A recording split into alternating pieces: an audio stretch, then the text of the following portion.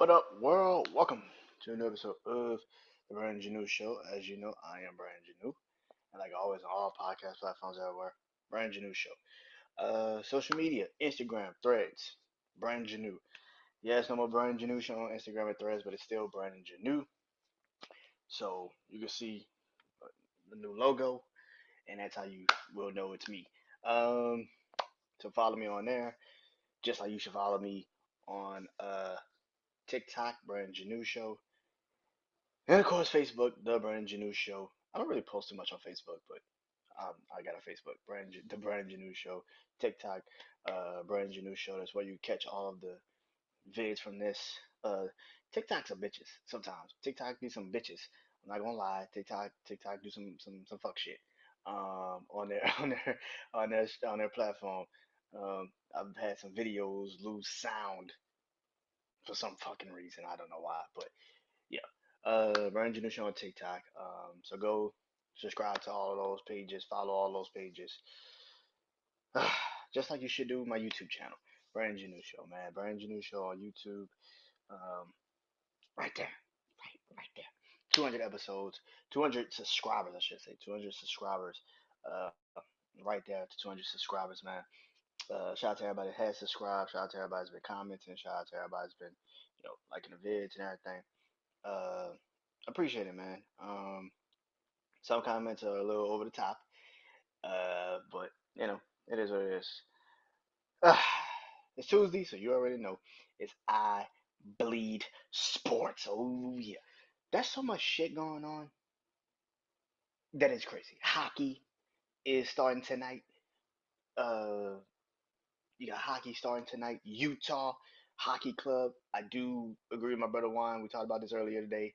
Uh, Utah Hockey Club kind of sounds like Washington football team. It's like, bitch, what Washington football team? Like, it's like, what Utah Hockey Club?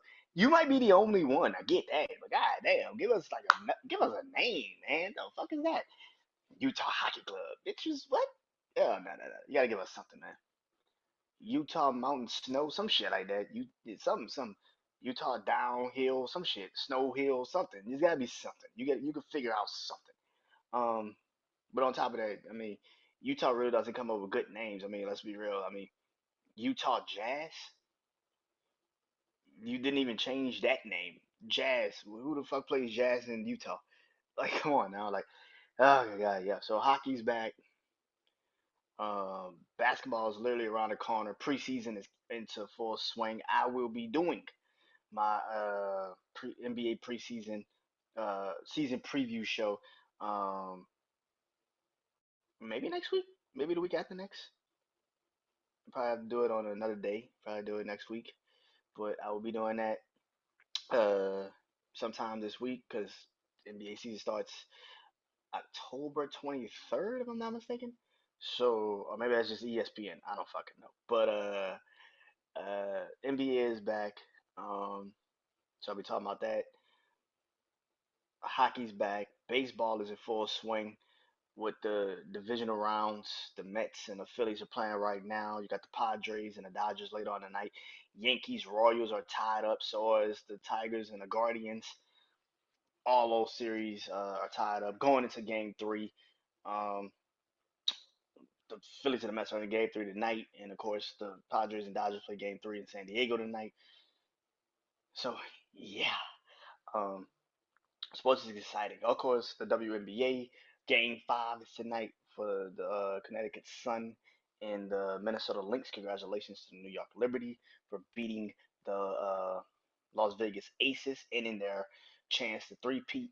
Um, like I said last week, if the Sun play the Liberty, I think it's a harder challenge for the Liberty because of how good the Sun defensively is. Um, they got a lot of defensive players that can kind of shut down Sabrina Nescu and Brianna Stewart, but that's I don't know if the WNBA has a seven series. I think they just go five, but I think they need to start doing seven. I think I know it's probably good, but I think because of how these women are playing nowadays, they can do seven. They can easily do seven. So yeah. Nothing's going on, man. Sports is all around us, man. Of course, boxing is going down this weekend. I'll be talking about that. Um, got some matches just announced. I'll be talking about that. Um, uh, but yeah, a lot of craziness going on. Of course, football is king, so I will be talking about that and all the crazy shit that is going on in the NFL. College, of course, I'll be doing my players going up, team players and teams going up, and my players and teams that's down bad for this week. Uh, my crazy six on college football. Of course, my eyes on college football. My big four in the NFL, and of course, my levels of warning, which is starting to get a lot of people hot under the collar, which I fucking love. I love that so much. Thank the Lord. Um, let's get into it, man. All right, baseball. Like I said, the Phillies are trailing the Mets right now in the top of the eighth, down 0-6. Um, it's a 5 game series. They play tomorrow. If the Mets win tomorrow, if they win tonight and then they win tomorrow, baseball is a weird sport, so they could literally hit a 300 home run in the top of the eighth, then hit a 3 run home run in the bottom of the at the top of the ninth, and then we're like, oh shit. But let's say the Mets win tonight and they win tomorrow, or let's say the Mets win tonight and the Phillies win tomorrow, and it goes back to Philly for Game Five. I think the Mets beat Phillies in Game Five. The Mets are the definition of a team that's just hot right now, like the Diamondbacks were last year, coming off the wild card, coming out of the wild card, going on the road, starting off against the Brewers, and then how you had to win that series with Pete Alonso hitting the game-winning home run to send you to the NLDS. I think the Mets are just hot right now, and the Mets had one of the highest payrolls also in baseball. I think this season, coming into this season, one of the highest payrolls. I'm not saying it's the highest, but it's one of the highest payrolls. This is what the Mets are. I expect the Mets to have had an okay season. Do I think the Mets could win the World Series? Depending on who they play.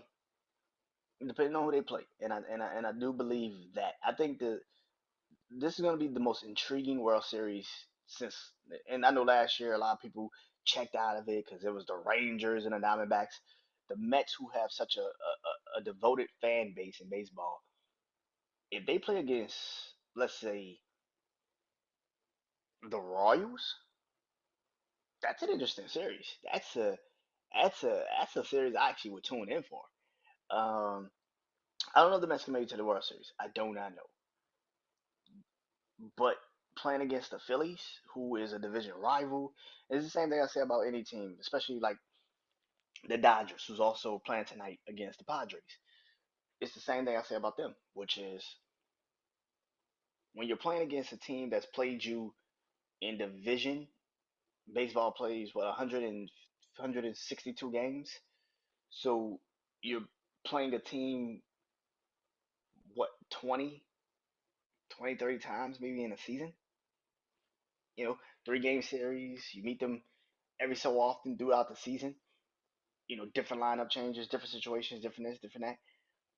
So you're literally playing against a team who knows you in the playoffs. Momentum is a son of a bitch. And this is the thing about the Phillies. Phillies, who had a great season, then they kind of tailed off at the end. Playing against the Mets right now, they're struggling. But the Phillies again have the same reason for what they did last year, which is if they can't hit the long ball, they have a problem in the playoffs because they can't get on base outside of hitting the fucking long ball. Same thing with the Dodgers. Same thing with the Yankees. This is why I've said repeatedly in the playoffs, it's a different fucking animal. You play a team like the Mets, who can probably, had to find new ways to win games when you're so used to just hitting the long ball. That's what happened to the Phillies once last year when they played the Diamondbacks. Once the Diamondbacks kind of realized, okay, we can't keep giving them the pitches to hit them out for them to hit out the park. They kind of got screwed, and there's no way in hell in Game 7 in at home you lose to the fucking Diamondbacks in the October cold. That don't no. Dodgers play later tonight. They go to the Padres. Me and my brother wanted to talk about this earlier today. The Padres should be up 2-0 against the Dodgers. This series should be over tonight. But they lost the game one. It is what it is. This is the thing about the Dodgers that I've always said about the Dodgers. The Dodgers have this this this thing about them.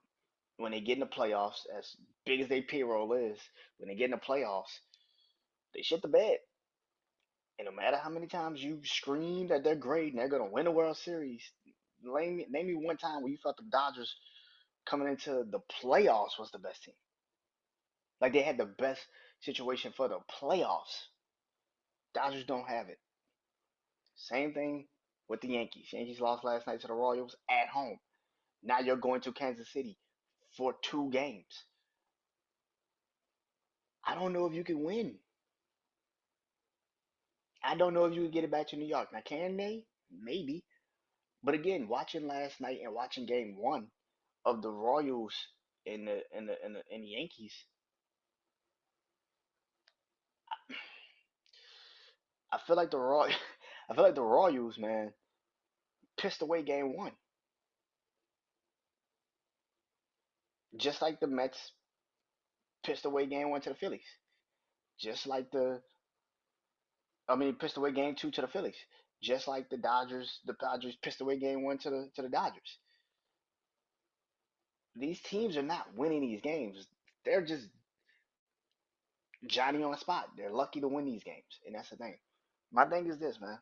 What do I think is gonna happen? I think the Phillies and the Padres are gonna meet for the NLCS, and I think the Royals and the Guardians. I think the Guardians are gonna make it to the ALCS, because the Tigers have literally no one outside of their ace pitcher. Can he last for 4 or 5 innings? Like that's what's gonna have to happen in these games for the Cleveland Indians to beat the Guardians. You're gonna have to have a starting pitcher that lasts past 6, 7 innings. You can't just keep going to the bullpen.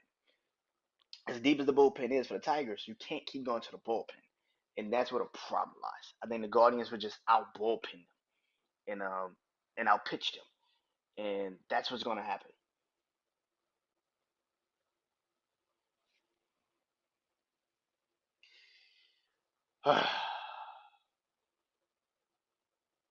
All right, they got to fight this Saturday, man, for the light heavyweight championship. Uh, I think it's for undisputed or it's for unified. I don't know which one. But Dimitri Bivol versus Arthur. I don't want to fuck up that man's last name. I'm not about to fuck up that man's last name. Uh, Dimitri's versus Arthur, man, for the light heavyweight championship. Um, this is gonna be a good fight. This is gonna be a good fight. I don't particularly think anyone. I mean, I could be wrong, but I don't think anyone's gonna get to the point where they get knocked down. Again, I could be completely and utterly wrong, but if I was Bivol, I would keep my jab up. I'll try to move my feet as much as I can, keep Arthur away from actually getting inside on me and tagging me. That is the one thing, because I think if Arthur really gets inside on Bevel, he will fuck him up. He will hurt him. This isn't Canelo.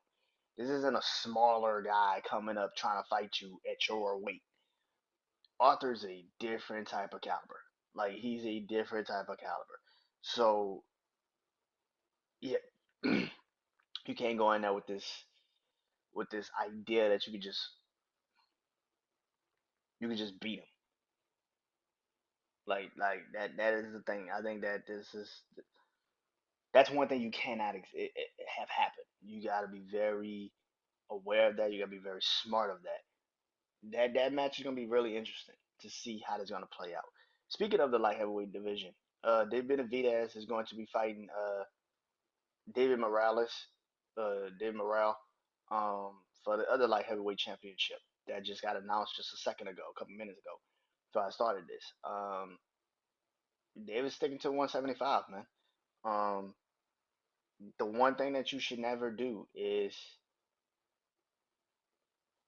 sit up here and try to tell me David Benavidez didn't deserve didn't deserve to be in the undisputed middleweight championship fight with Canelo Alvarez. That man sat for 3 years waiting for Canelo to give him a fight, and Canelo completely and utterly cherry picked the fuck out of his fights. Canelo and Dave Benavidez said, "You know what? Fuck this shit. I'm out." The worst thing that they can do, and boxing does this shit so much. The worst thing they could do is try to tell people Canelo now deserves a middleweight, like a light heavyweight championship match. For what? So he get his ass whooped again? He's not ready for that. He doesn't have that. He's gonna get fucked up. Don't do it. Don't do it.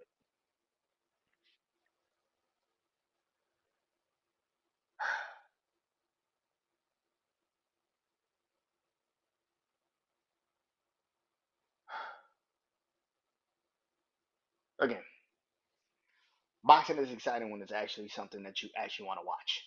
So I'm very excited that we're to this point. We're to this point where we're watching boxing and we're all loving this shit. So that's a good feeling.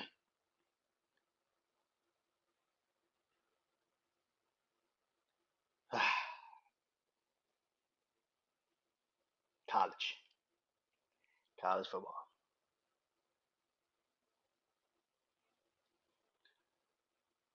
Week 6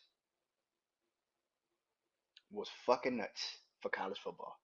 And here's the thing: if you are a college football fan,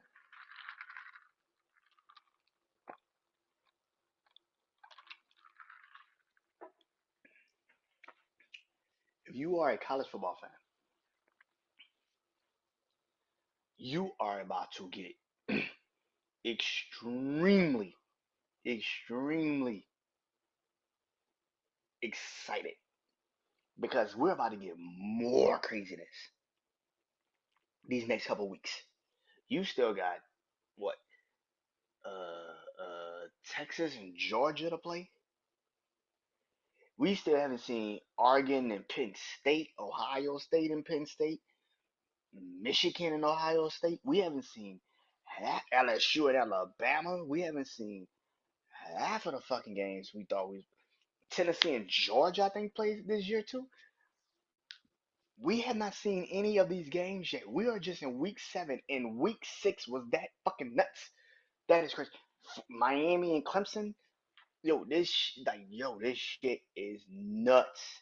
College football is back, baby. It's back. Oh yeah. So let's get into it. The new segment that I created for myself: players and teams that's going up, and players and teams that's down bad. Oh yeah, let's get into it, man. My player that's going up this week is Asher Jensen, running back, Boise State. This kid is the best running back in college football. Boise State is ranked right now. Boise State um, has one of the best running backs in college football. Asher Jensen might be. I would give the edge to Travis Hunter because he plays both sides of the ball. But when you get this man's stats and records that he's breaking right now, like this shit is nut. This man is averaging 10 yards per carry at Boise State. The fuck? Yeah, the dude's different. Dude's different, man. It, I know the Heisman isn't for running backs no more, but he needs it. Like, get that man a fucking Heisman. He again, it's only been 6 weeks, but these 6 fucking weeks have been telltale sign of dominance. So, you know, take it how you want to take it. You know, um, yeah, Asher Jensen for Boise State you know, might be right now the Heisman front runner. He might be the Heisman front runner. Yeah. Player that is doing bad, that's down bad. And so what I thought could be a Heisman front runner this year coming into the season. That's Donovan Edwards, running back from Michigan. I don't know what the fuck is happening at Michigan. This kid was supposed to be the guy that was supposed to help the offense, you know, gradually go into the new regime. And instead, it is they don't really use him. I haven't really heard his name being called or mentioned in weeks. Is since what the fucking Texas game? I mean, this is kind of where it is, and I feel like right now where Michigan is right now, they need him. They need a veteran presence to step it up and play, and they have no offensive identity. He was supposed to be the offensive identity, and he hasn't been it this whole season. They actually have another running back that leads the team in running. And I know people are gonna sit there and say, "Well, Brandon, like he was never the guy when he was, last couple of years. Blake Corum has been the guy." Yeah, but that's the thing. He's supposed to take the job and become that guy now. The fact that this dude has not done a damn thing for you to be a cover art player on NCAA, the college football game that just came out, to now being pretty much a fucking afterthought in Michigan is fucking nuts to me. I don't understand how that's possible, especially again when you have no identity on offense. You have no quarterback. You really barely have receivers. Like, yeah, I don't get this. I don't get this team. I don't get how Donovan Edwards has got lost in the shuffle. I don't get it. I don't understand it. Um, teams that's going up. Well, a team that's going up, I should say. It's Penn State. Penn State. Um, I'm gonna be honest. I've said numerous times on this podcast, and numerous times I have said, don't trust Penn State for shit. I've seen enough Penn State games, enough Penn State seasons to know once they play some actual competition, they gonna fold. Now, here's the thing: Penn State still has not played the true competition of the Big Ten yet. They haven't played the teams that usually mollywop the fuck out of them. Ohio State, Michigan. They haven't really played anybody like that. But who you've played, you've won, and I gotta give you your credit. Again, like I say all the time, new situations breed new results, and I gotta give them their credit. They have won the games that they have played. I gotta give them their credit. Gotta give them their credit. Keep that in mind when I go into the NFL. I gotta give them their credit. But at the same time, still don't trust you. I still don't think you're good in the Big Ten. I don't think you're still the best team in the Big Ten. I think you're just in a situation where you haven't played anyone yet to really make you show up. And when you play maybe Oregon, or you play against Ohio State, or you play against Michigan to a lesser degree, you should play good. This week, you go to USC. I will be talking about that in a couple minutes, so stay tuned. But Penn State is the team that's going up. Now, my team that's down bad is the team they play this week, and that's the USC Trojans. USC got so much love and so much praise for beating LSU that y'all forgot they got to play in the Big Ten now. And what I saw Saturday, them going to Minnesota, is them sleepwalking in the Big Ten. You are not in the Pac-12 no more. You're not playing against Oregon State and Washington State and Cal and Stanford. You're playing against Minnesota, who can actually run the ball, control clock, have a really good defense, and pretty much minimize what you can do well on offense. This is a team that has upsets against the likes of Ohio State and, and Penn State, and Michigans and shit. They can beat teams like USC, who only is one dimensional as fuck on offense, which is throw the ball. That is the USC situation.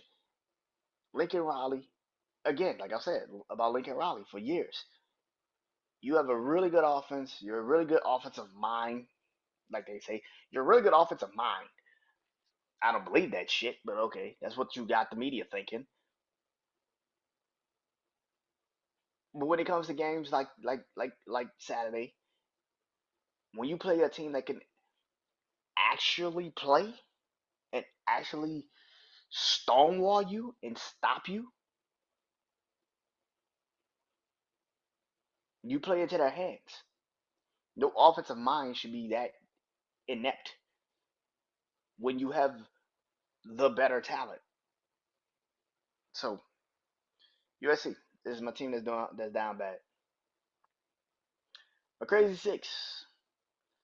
Now thanks to this past weekend, that shit is different. Thanks to this past weekend, this shit is completely fucking different. Holy shit, Bama lost. Tennessee lost. Fuck. Who else? Bama lost. Tennessee lost. USC lost. Missouri lost. Makes sense.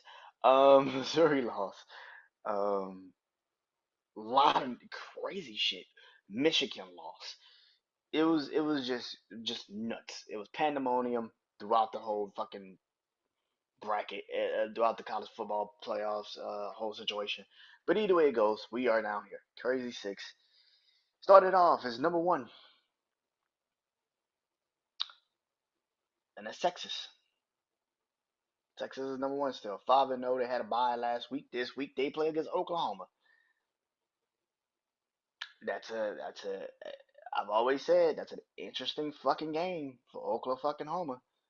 It's always an interesting fucking game between Texas and Oklahoma. I don't give a shit how good Oklahoma is. I don't give a fuck how good Texas is.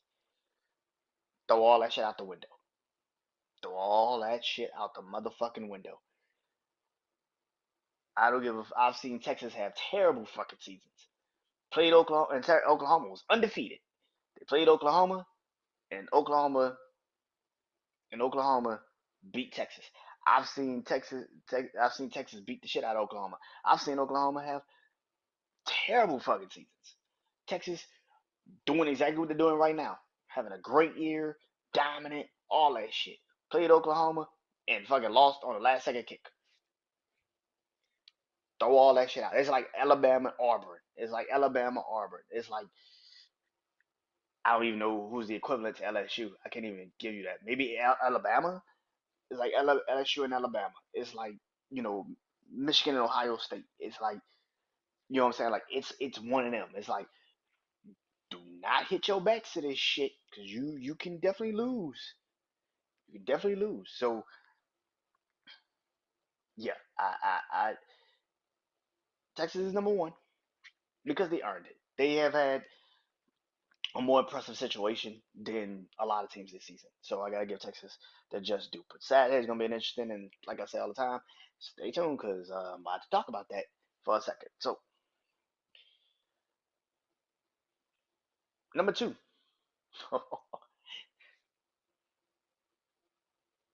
is Miami, man. Miami is number two. Two back to back what the fuck games The Virginia Tech game 2 weeks ago, Friday night, and then this past Saturday, them going to Cal, being down 25 fucking points, but winning the game. At the end of the day, if I win, right? See, this is one of those times where, and again, like I always say, when people sit there and say a win is a win, sometimes I don't believe that shit. You can't sit there and give me a win is a win. If you played fucking terrible the entire game and then you just squeaked by for the last second and kicked the field goal, a win is not a win. You got fucking lucky. like, let's get that shit out of the way. That is not a win. You got fucking lucky. This game was different. Being down 25 points on the road, that's a gut check. That's a it's one thing to do it at home and you're at home and you against Virginia Tech and you sleepwalk and all that shit. You on the road. You from Miami. You go to California, who's what I think like a 2 3 hour time difference. I'm not sure. Somebody from Florida will have to tell me that. Because I know I live in Houston, so it's a 2 hour time difference from, you know, the West Coast, for us. So I think Florida has the same central timing. I think Florida has the same central timing. So it must be 2 hours too. So that's a 2 hour difference. So your body is at, when the game kicks off at like 9, 10 o'clock at night, your body's already at like 11, 12. So mentally you already like, man, I'm out of it already. So to come back for 25 points down in the second half of all places on the road in California, fucking amazing. That is an amazing fucking thing that happened. And people can hate it, but like, listen, man, I get people that want to sit there and say, well, Miami had to get a Virginia Tech a ref to give them the game against Virginia Tech, bruh. Like I said, if you watch that last play in that Virginia Tech game, you can clearly see the kid did not have the ball when he hit the ground.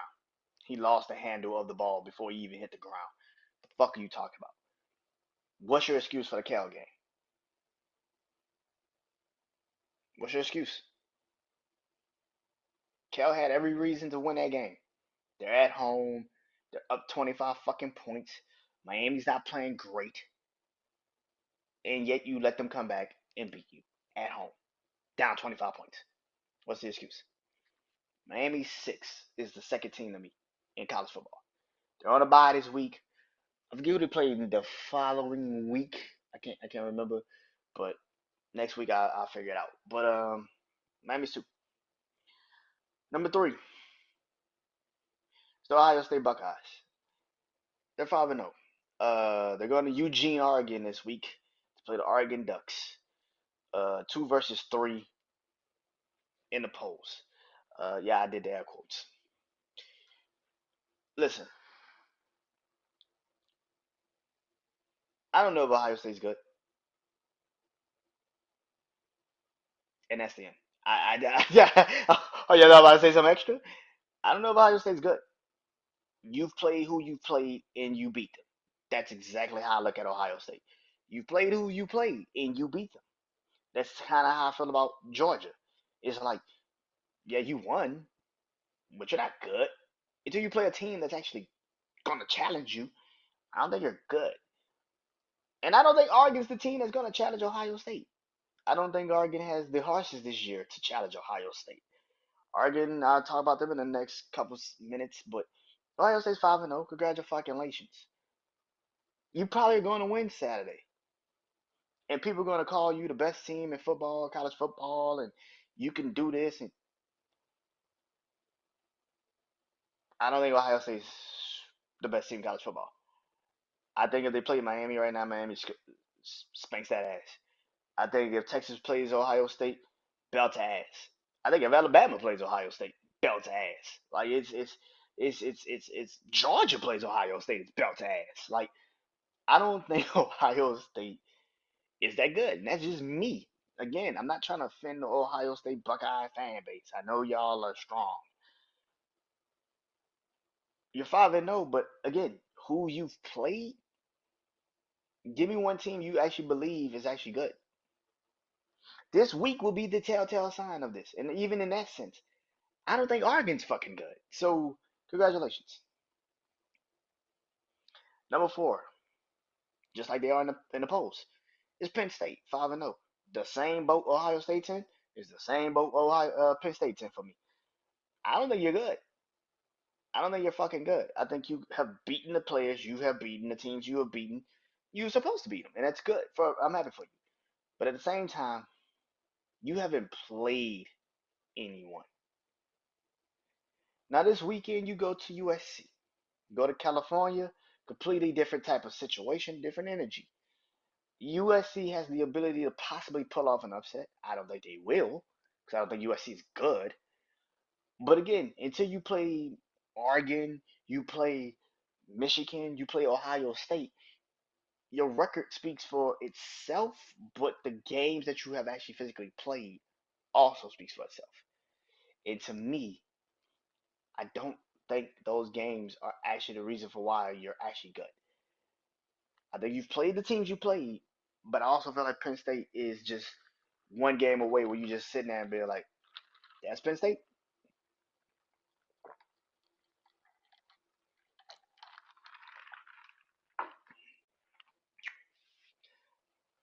Number five is Oregon. Same fucking boat. All three teams for the Big Ten that I have on this list feel like they're just one game away from getting punched in the mouth and never recovering. Oregon's that team. Now this week, like I said, Oregon plays Ohio State at home. Do I think they can beat Ohio State at home? No. I think Oregon's gonna get a fast dose of reality and walk into the Big Ten, and that's exactly what's about to happen. I think Oregon's good. Now here's the thing: a couple years ago, Ohio State played Oregon in Oregon. People forget this.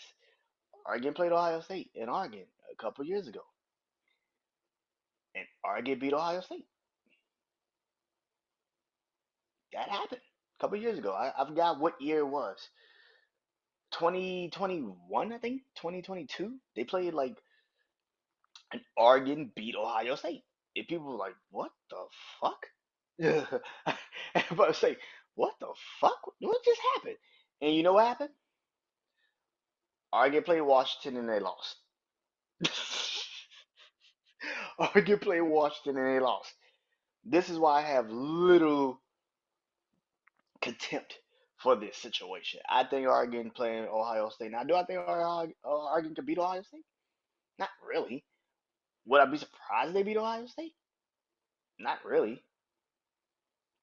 Because I don't trust neither one of these teams. I think, like I said, both of these teams are looking for somebody to punch them in the face. And that's the end. And number six, for my crazy six, is Clemson. Clemson is 4-1, coming off of beating the hell out of Florida State. They play. They're at Wake Forest this weekend.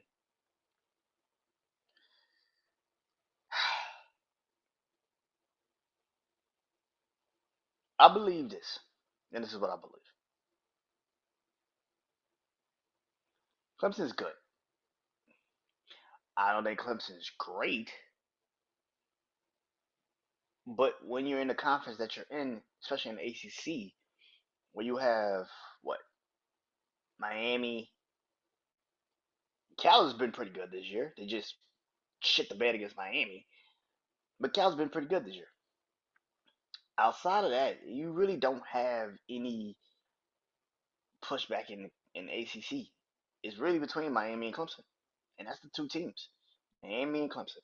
That's it. And with that being said, as soon as Clemson plays Miami, they'll probably lose. Or if Miami plays Clemson, they're probably gonna lose. But I'm more so into this idea that Miami's gonna probably beat Clemson. And then they got a better quarterback.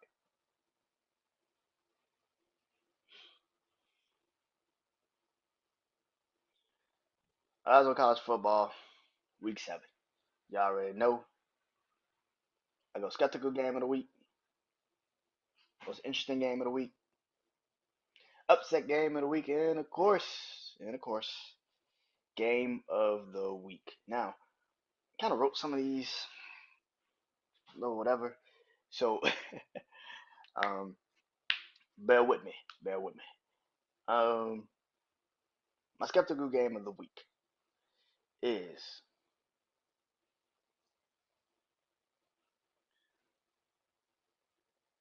Penn State. No, no, no, no, no. My skeptical game of the week is Texas versus Oklahoma. Texas versus Texas versus Oklahoma is my skeptical game of the week. Now, the reason why I have Texas versus Oklahoma as the skeptical game of the week is like I said earlier, man. Texas and Oklahoma, no matter what the records are, no matter how bad one team looks and the other team looks completely and utterly fucking dominant, it is Alabama, Auburn. It's Michigan, Ohio State. Throw the records out and I just play football. Because as good as Texas looks this season, Oklahoma could beat them. And that's the fucking problem. As good as Texas looks, they fall victim to trying to play down to their level. Instead of them just dominating them, they play down to their level. And that's the thing. I think as good as Texas is this season, I would not at no point be surprised if Oklahoma beats Texas. I would not be surprised. I would not be shocked. I'd be like, that makes sense. Now, does that mean Oklahoma's good? Fuck no. It just means they just beat Texas. That's all it means. Now people gonna jump out the window and say that means Oklahoma. No, that just means they beat Texas. That's it. Nothing more, nothing less. The most interesting game of the week is Ole Miss versus LSU. Oh yeah, top 15 matchup. Ole Miss versus LSU. LSU's so fucking weird. Being that I have to call this game after the game, do bleed purple and gold for LSU. I have to call this right after the game. I am so nervous for this game because I feel like it could go two ways. It could be a shootout or it could be a blowout, and I still got Ole Miss winning. Like it could be a shootout or it could be a blowout, and I got Ole Miss winning both ways. I love LSU, but again, like I say all the time, I'm not fucking delusional. I watch these games too much to know there's something about this team that just rubs me the wrong fucking way. Sometimes it's the defense. They can't fucking stop the run. They can't stop the stretch play. And then they just get destroyed. Or it's the offense. And all they do is throw the ball all fucking day. And it's like, bro, you got a fucking running game. Run the ball.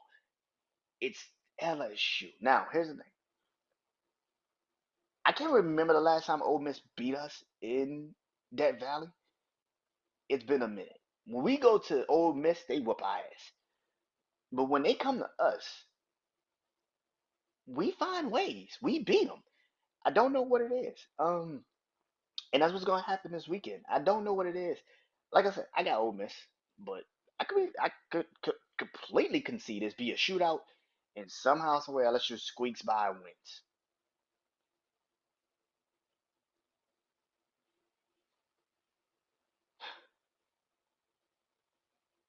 Upset game of the week. And this is where I am gonna use Penn State. Penn State versus USC.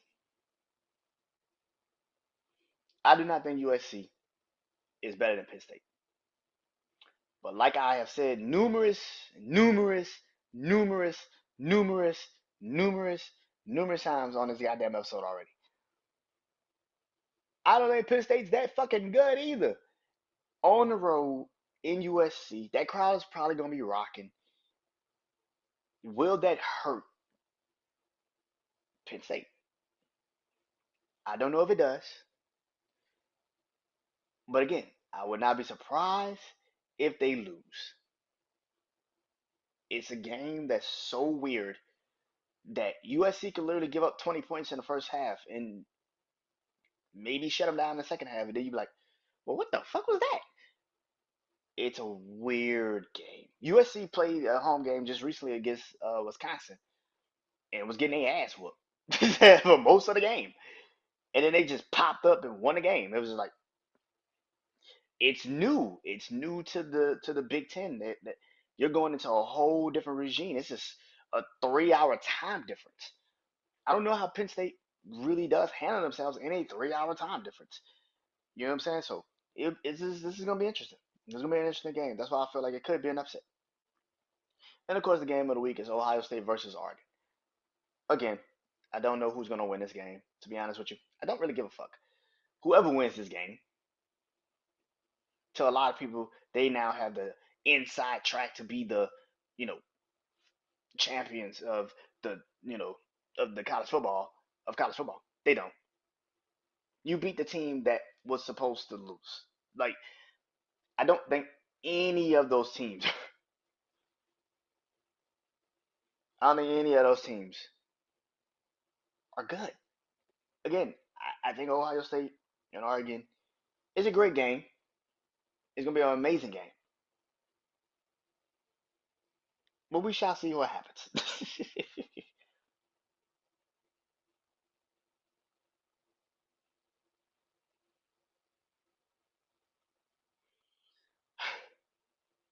Moving on to NFL.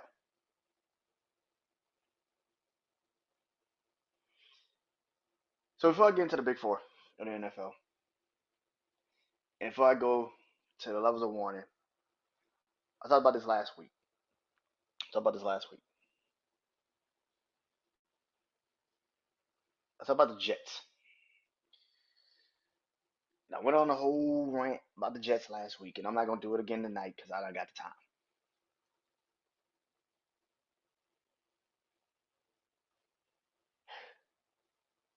Here's the thing: the Jets fired Robert Saleh today. 5 games in, they fired him. Me and my brother Juan both talked about this because it happened. It happened while we were doing our show. The news broke that you know Robert Saleh um, got fired, and I said this is the best thing that happened to Robert Saleh. This season is now on Aaron Rodgers. There is no scapegoat. What I saw Sunday in London, the Jets defense what they did what they were supposed to do, but the offense sucked again. You fired the scapegoat. Now your team sucked Monday against the Buffalo Bills. Are we gonna finally say what the truth is? And the truth is very simple. Aaron Rodgers is a team killer. He sinks the ship. They just got rid of a head coach. Now again, like I said last week, I'm not saying Robert Saleh was great. Fuck no. I'm not saying he's the greatest head coach the Jets have ever had. Fuck no. What I am saying is that you ruined a situation. You completely and utterly fucked up your situation because of Aaron Rodgers. They're going to die on this hill that Aaron Rodgers is still good. When you are 40 years old, can't run the football, your offensive line has actually sucked since you've been there. And now reports are coming out left and fucking right that before Robert Saleh got fired, he was about to fire Nathaniel Hackett, or at least, at least demote him from play calling.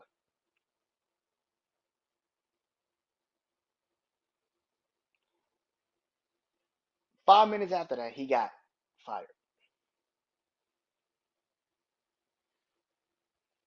He got fired. This man got escorted out of the building by security. He didn't give a chance to talk to his players, bro.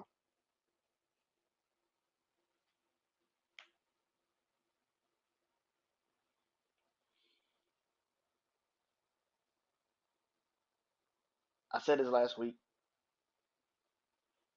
and my feelings still ring true.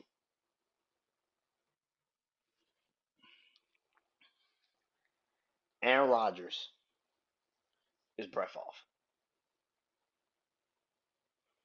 Unlike Green Bay, the Jets are going to let him kill the franchise. They're gonna let him. Green Bay didn't put up with this shit. Brett Favre said, "Oh, I'm gonna retire," just like Aaron Rodgers did. "Oh, I'm gonna retire." Okay, and then he tried to come back and pull a fast one. "Oh, I'm not retiring. I'm coming back." Nah, nigga, we don't need you no more. Get the fuck out. We're done.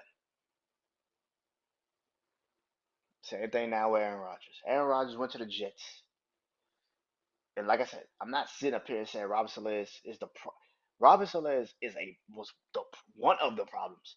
But if you sit there and tell me that Robert Saleh is the real problem, was the biggest problem of the Jets,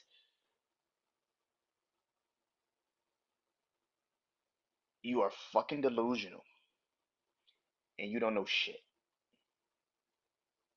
You don't know shit. I am tired of people sitting there trying to like, well, Robert Saleh, well, the Jets been a terrible organization for 14 years. Nobody said they were. Nobody said they weren't. But to sit up here and try to tell me Aaron Rodgers isn't calling the shots in New York.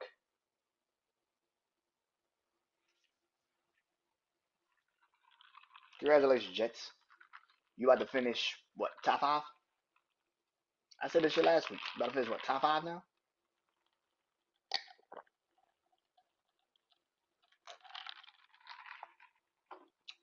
Robert Saleh's fault that he threw 3 picks in London.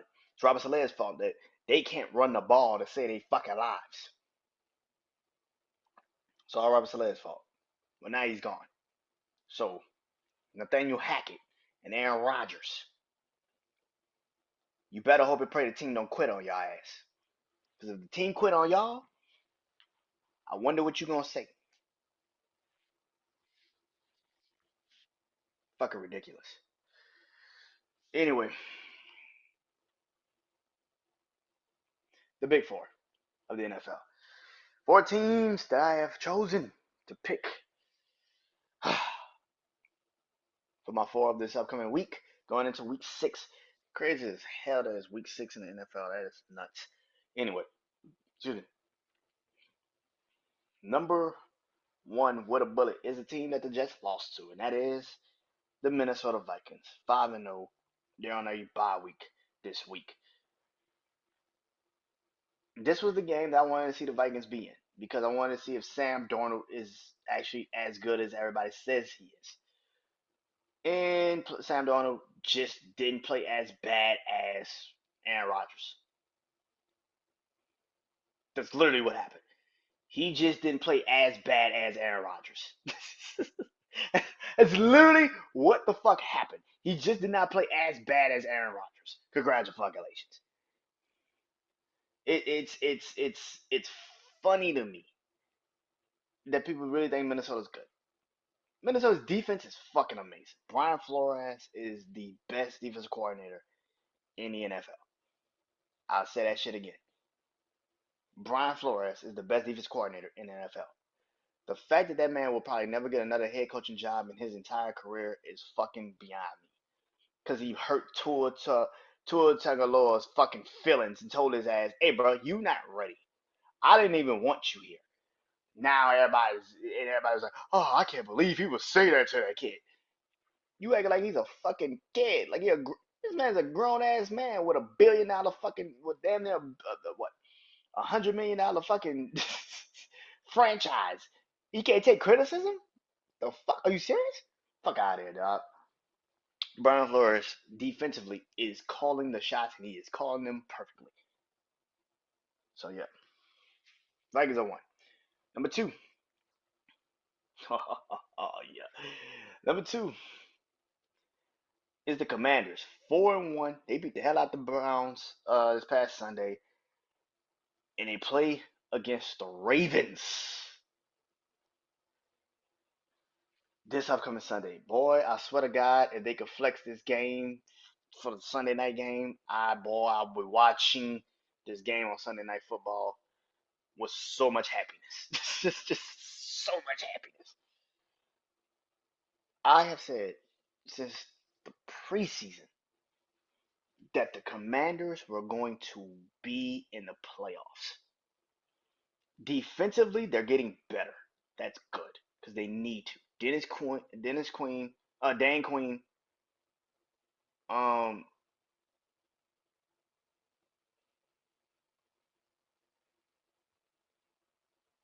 needs his defense to wake up, and that's the thing about Washington. People that sit out there and be like, "I can't believe Jane Daniels is this good." Really? You can't believe he's this good? You can't believe that this man led the fucking FBS last year in college football with completions, 70 fucking completions. Man, it was like a 70, man, average what, 70, 72, 73% completions last year in the SEC. He won the Heisman because of that. And people sit there with a straight goddamn face and tell you, man, I can't believe that he's that good. What? Yeah, you clearly didn't watch football last year. You clearly didn't watch it because if that was the case, you would have known this kid was that fucking good. This man led the entire FBS with passing completions last year. He comes to the NFL and he's leading the NFL with completions, passing completion percentage. What is he? 73? Stop listening to people on TV. They don't know what the fuck they talking about. Washington's good, man. Washington, I knew Washington was going to be this good, and I knew it. I even had to question it. I knew this shit was going to happen. And now the NFC East being the way the NFC East is, they can easily win the NFC East. I thought they might take a minute because of the Eagles. I thought the Eagles would be good this year, but shit happens. Hey, what can I say? Number three, they had a massive win this past Sunday, and that is the Houston Texans. 4-1. They go to New England, who apparently is going to finally start Drake May, which they been fucking should have done, but do you think? Houston beat Buffalo 23-20. That game should have been a blowout. I'm gonna be 100% with y'all. That game should have been a blowout. There's no way in hell Josh Allen throws the ball 30 times, but only completes 9 of the throws. There is no way in hell that's possible. And the fact that that happened, and it was only a 3-point win, that's nuts. But either way it goes, Houston is probably one of the best, well coached young teams in the NFL. The way they handle situations. Now CJ Stroud is throwing a little bit more picks this season. He's got to tighten up, and I get why he's doing it because the offensive line sucks this fucking season. You also had a lot of belief that Joe Mixon would be healthy this season, and it just hasn't been there. But either way it goes, Houston is still to me the third best team in the NFL. I think they're the best team in the AFC, even though they're not undefeated. Which undefeated doesn't mean you're the best fucking team. You're just undefeated. Um, but yeah, and number four is the Kansas City Chiefs. 5-0. They won last night against the Saints. They're on a bye week this week. I get the praise for Kansas City, but there's no way in hell you saw that game last night and you believe Kansas City is good. And I don't mean good in the sense of like the best team. I mean, you cannot go into the red zone 6, 7, 8 times and only muster up 2 touchdowns. Now, granted, the Saints defense is one of the best red zone defenses in the NFL, and if that was the case, then okay. But that's been a occasion occurrence for the fucking Kansas City Chiefs. They don't score in the red zone. They're not good at it. And that's the thing. They gotta hit big plays to get touchdowns. And that's the fucking crazy part. You have one of the best quarterbacks probably ever. One of the greats in Patrick Mahomes. A Hall of Fame tight end in Travis Kelce. And you can't score a fucking touchdown in the red zone? Are you kidding me? The fuck? Are you serious? You have one of the fastest fucking receivers in the league in Xavier Worthy. You don't even use him. The fuck are you doing? Kansas City, man. They're 5-0. Congratulations. But to me, man, Patrick Mahomes, I think I saw this. It was like 6 touchdowns and 6 interceptions.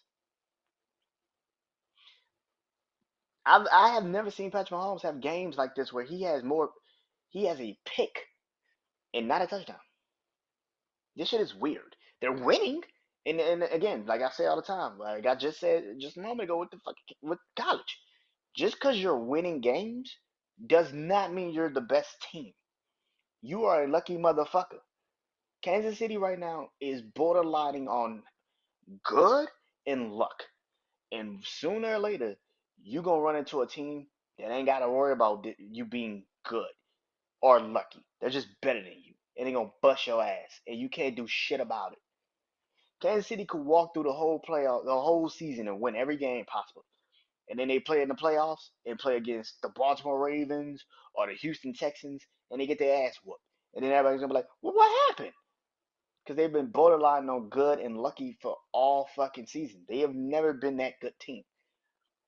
I'm not. I don't think Patrick Mahomes is gonna kick it into another gear. I think this is the best he can do right now. Last night was probably their best offensive effort, and you still scored 26 points. Last night was probably their best offensive effort.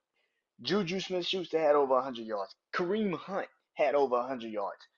And you scored 26 fucking points. Travis Kelce had like 70, 80 yards. And you scored 26 points? Now this comes out, and I might clip it. People are gonna lose their shit and say I don't know football and oh you just hating and it's Kansas City to the death of us and all that shit. You cannot sit up there and tell me if you watch these fucking games for 5 fucking weeks and you can tell me to my face truly that you truly believe Kansas City is the best fucking team in football. Stop looking at a fucking record. Pay attention to the team. You had two. You had eight fucking trips in the red zone last night. You mustered up 26 fucking points. What? The great offensive mind, Andy Reid, the great quarterback, Patrick Mahomes, the great tight end, Travis Kelce, and one of the fastest fucking receivers in the NFL, Xavier Worthy, and you mustered up 26 fucking points, and your fucking kicker missed the fucking kick. You should have had 29 points. You fucking kicker missed the kick. That's another thing. You making Harrison Buckner go out there and kick too much. Eventually, his leg is gonna go out when you need him the most.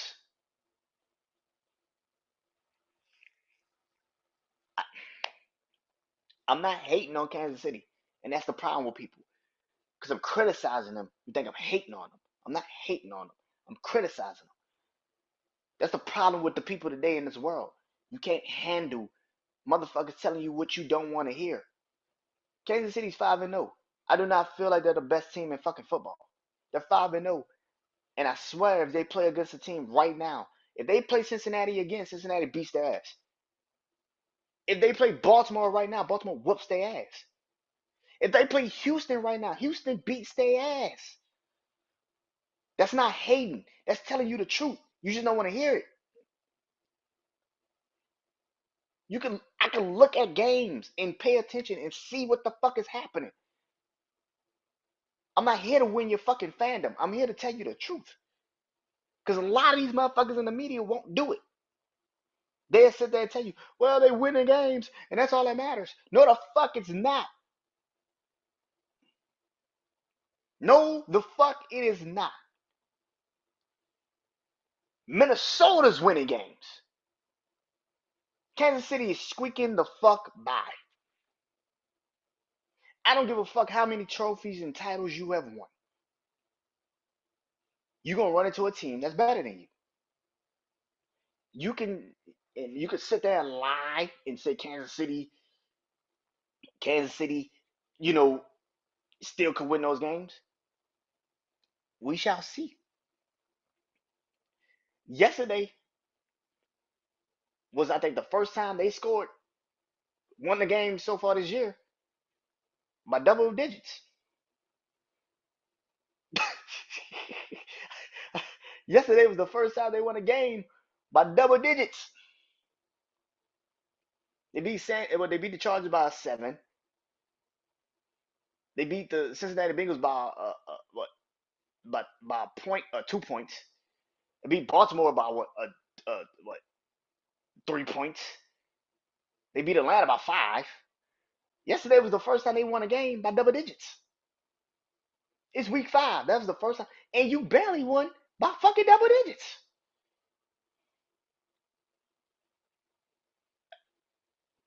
Again, people will lie to you because you're winning games, and again, you're winning games, so that's all you see. But you cannot sit there yesterday and tell me. And like I said, that was the best offensive performance you had all fucking year, and you still mustered up 26 fucking points. Go listen to the, go listen to the people. Go listen to the people. Go listen to them. Go listen to the sports analysts and the sports media that won't tell you the truth. That was the best game they had all year. They scored 26 fucking points. And they had no resistance from the Saints. The offense of the Saints sucked last night. They didn't do shit. That should have been a fucking blowout.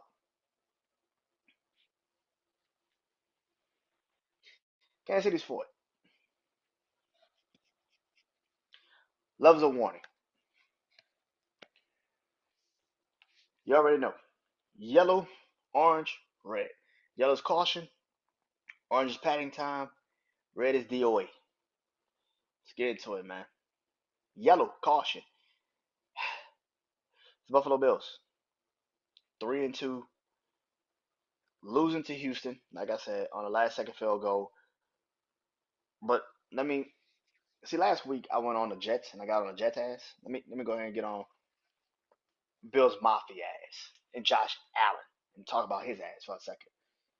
You do not throw the ball 30 fucking times in a game and only complete 9. Now, I hear the people already. Well, Brandon, his receivers couldn't get open. Brandon, his receivers couldn't get open. What was he supposed to do? Run the fucking football. Buffalo this whole year. Only reason why Buffalo has won the first 3 games is because of James Cook. Kind of ironic. The moment you don't run the ball, you lose the game. Once you go down, you lose. Buffalo's not built to have a lead. I mean, they're not built to be down. They're not. Not this season. You don't have Stephon Diggs. You don't have Gabriel Davis. You don't have shit to make it up. And y'all that's sitting up there saying, well, Brandon, they don't have receivers to separate anymore. Whose fault is that? Whose fault is that? This offense is very simple. Run James Cook, play action. Is one of the most simplest fucking offenses to do. Now, the reason why you continuously trying to make Josh Allen throw the ball and do all this shit that he's doing is because you think he can carry the team, and he fucking can't. Josh Allen's not built like that. He can't carry the team. He can't. And I know people want him to so bad. But this is why I've said numerous times, Josh Allen is everything y'all think Lamar Jackson is. And I don't mean that in a good way. Everything y'all think Lamar Jackson is, Josh Allen actually is. If he can't run the ball, if he can't get out the pocket, he's a sitting fucking duck and then he throws picks. He's a turnover machine. Go look at Lamar Jackson stats, turnovers, and Josh Allen stats for turnovers in the last since they've been starters. Josh Allen is one of the most turnover prone fucking quarterbacks in the NFL. Just being a starter. Lamar Jackson, what I think his highest interception, I gotta go check it, but his highest interception in a season might be like 8 or 9. Josh Allen had 18 fucking 19 fucking interceptions last fucking year. If you watch that Houston game, he started playing hero ball. He tried to throw the ball everywhere just to get something going. If there was and again, I don't like to make things racial. I don't like to make things racial in sports. It's very easy to, but I don't like to make things racial in sports. But we already know what it is. If Lamar had went 9 for 30 in a game like that, and even if he pulled it out and actually won the fucking game, they would have destroyed him.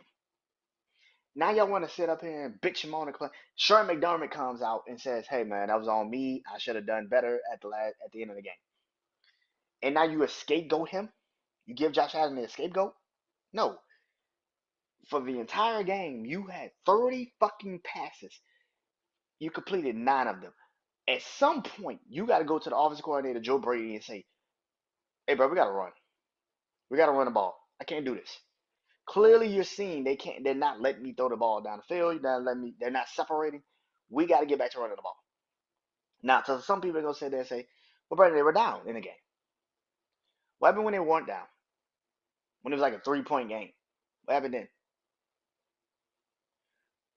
Buffalo's offense is very simple. James Cook.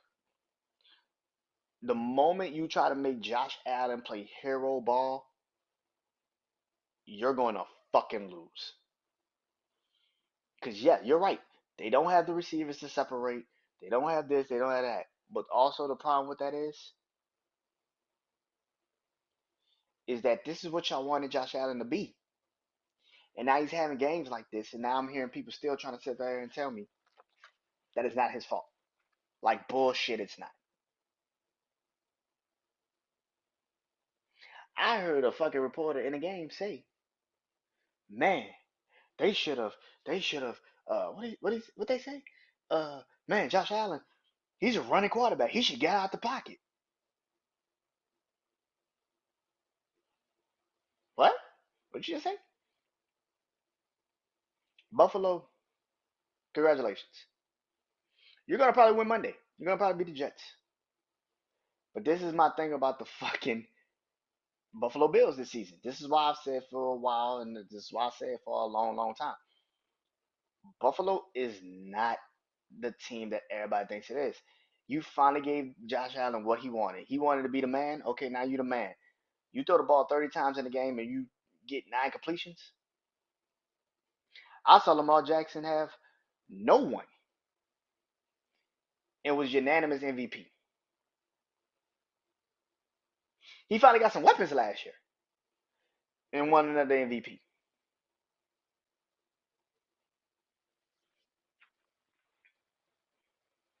Josh Allen is the fourth best quarterback in the AFC. Fifth, because I think CJ Stroud is better. Josh Allen is the fifth best quarterback in the AFC. Patrick Mahomes, Lamar Jackson, Joe Burrow, and CJ Stroud. And then there's Josh Allen. Again, stop looking at the record. Look at the fucking team. Look at the play. Can you honestly say that Josh Allen is the reason for why the Buffalo Bills won those first 3 games? And if you sit there and say, yeah, you are fucking delusional. The only game I can give you is the Arizona game. The other 2 games, James Cook was a fucking monster. The last 2 games he's played, no James Cook, Buffalo looks like a complete and utter inept offense. Come on, Josh. You're supposed to be an MVP by now. This is your time to shine. And ain't done shit since. This motherfucker has lived off of that fucking playoff game for 5 fucking years now. When are we gonna finally have a real, actual conversation about this fucking dude? When? Y'all are now starting to say this about Joe Burrow. Joe Burrow has been living off the Super Bowl since when we gonna finally have a real conversation about Joe Burrow? That's kind of funny because at least Joe Burrow has been in the fucking Super Bowl before. I can't say that shit about Josh Allen. Josh Allen ain't been to an AFC Championship game since that fucking Kansas City. Here's the crazy part. People forget when he lost to Kansas City in that game. That wasn't the AFC Championship game. That was a divisional game. This motherfucker ain't been out the second round since 2020. He ain't been out the second round since 2020. The fuck are y'all talking about? The only time he's played in the AFC Championship game, he got his ass beat by Kansas City. They didn't even show the fuck up in that game. The next game is when they played in the divisional round. And then they got their ass whooped. That was the thriller. That was the overtime thriller. He's been living off that game since then. If I told you that Josh Allen and the Buffalo Bills have not been to an AFC Championship game since 2020, 2019, 2019, 2020, you would think I'm lying to you. Buffalo has not been out the second fucking round since 2019, 2020.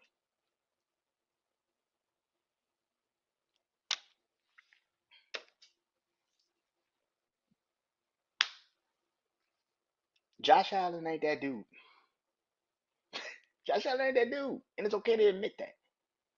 If I was to tell you that Buffalo has not been in the AFC Championship game since 2019, 2020, you would think I'm lying to you.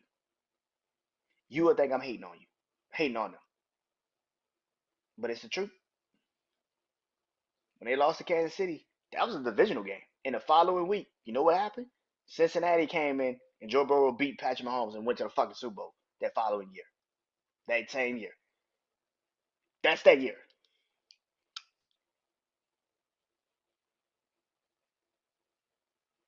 Matter of fact, you know what the funny part is? In 2020, 2021, no, 2020, because they played Tampa in 2020. You know what the funny part is? No, they played 2021. 2020, 2021. You know what the funny part is? Kansas City, offensive line was fucked up that whole AFC Championship game, and they still beat Buffalo. Fucked up that whole AFC Championship game. You don't believe me? Go watch the Super Bowl, because they whooped their ass. Tampa beat that ass in the Super Bowl. That was the same season. That was the last time the Buffalo Bills got to an AFC Championship game.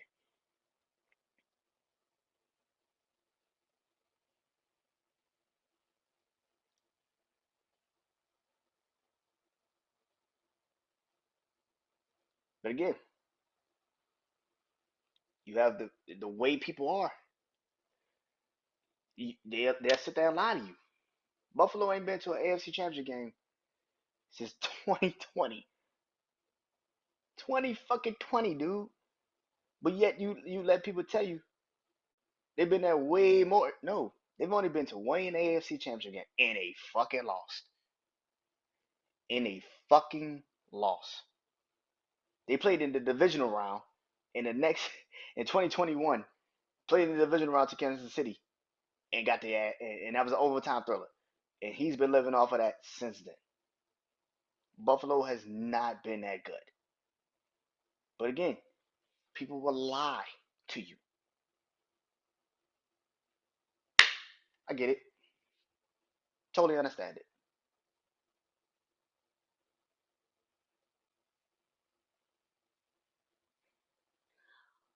Orange, panic time. That's San Francisco 49ers. They're 2-3. coming off of Los Arizona. San Francisco's another team I had no faith in coming into this season. No faith. I get people that are like, oh man, San Francisco, you know, man, San Francisco, man, I, they're still good. This is the NFC. They're gonna figure it out. Like I told my brother Juan today, Brock Purdy has actually superseded his expectations. But Kyle Shanahan lives in this world where it's system over player. Now, there's only one person that's done that in the NFL and has been successful, and that's Bill Belichick. And even in that sense, Tom Brady superseded the system, and you had to give him what he wanted to win in that system. So here's my problem.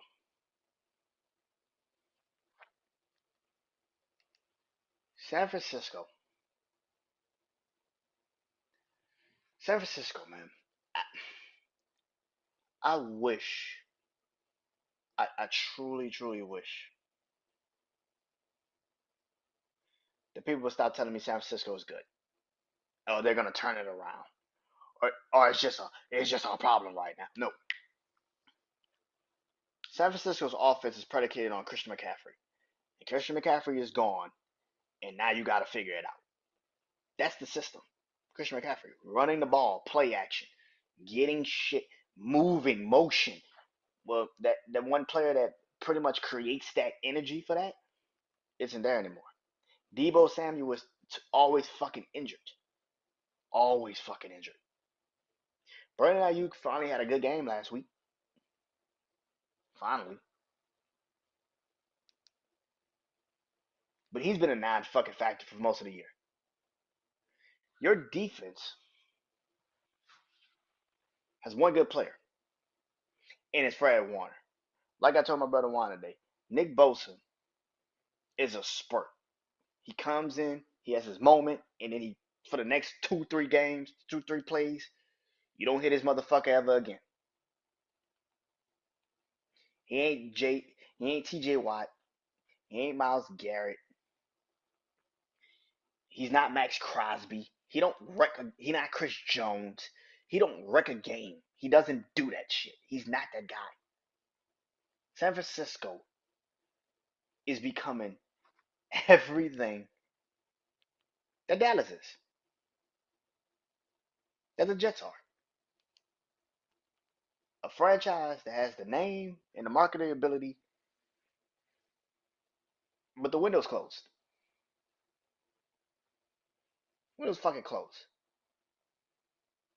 And San Francisco fans might not be ready to admit that to themselves. It's okay. I get it. But the window's closed. For me, I had to admit the Saints' window was closed in 2013. It got reopened real quick, and then it got closed very fucking fast. It's okay.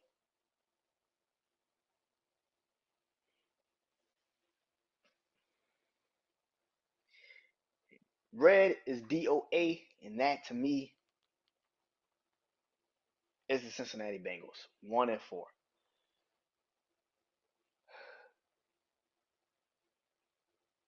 I feel bad for this offense. I feel bad for this offense. I never thought I would say that because Luke, the defensive coordinator for the Cincinnati Bengals, have usually been good. He's usually been really good. But I do believe them losing as many pieces as they have lost over the last couple of years. This past offseason, DJ Redder, defensive tackle. Last year was Von Bell and Jesse Bates. Um, you lose those amount of pieces on defense, like you've lost those amount of pieces on defense. It's only a matter of time your defense start showing its signs of not being good. This offense is too fucking stellar. Joe Burrow, Jamar Chase, T. Higgins. You cannot have a game like you had Sunday and score 38 fucking points at home and still lose. and still lose. You can't have a game like you had against Washington. You scored 33 points, but you lose by 30. But you let them score 38 points. Cincinnati's defense has become a shell of itself because of the players they have lost over the last couple of years. And I get it. Eventually, you're gonna have to pay these guys, but this again goes into the ownership. You haven't even played T. Higgins or Jamar Chase yet. That shit is you haven't paid T. Higgins or Jamar Chase.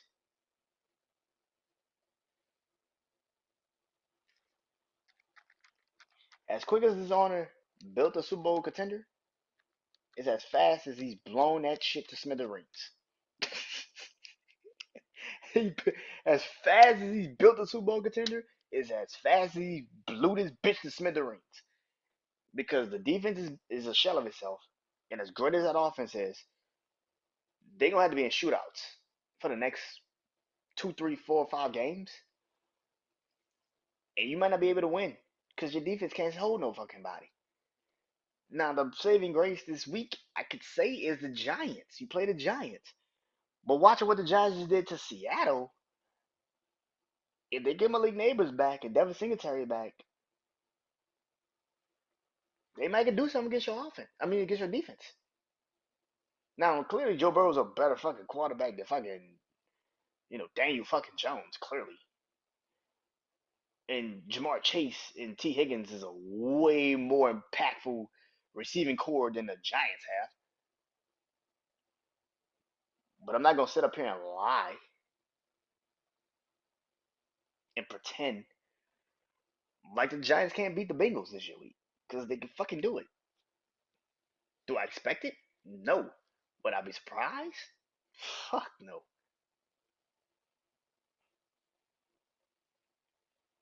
And that's the thing.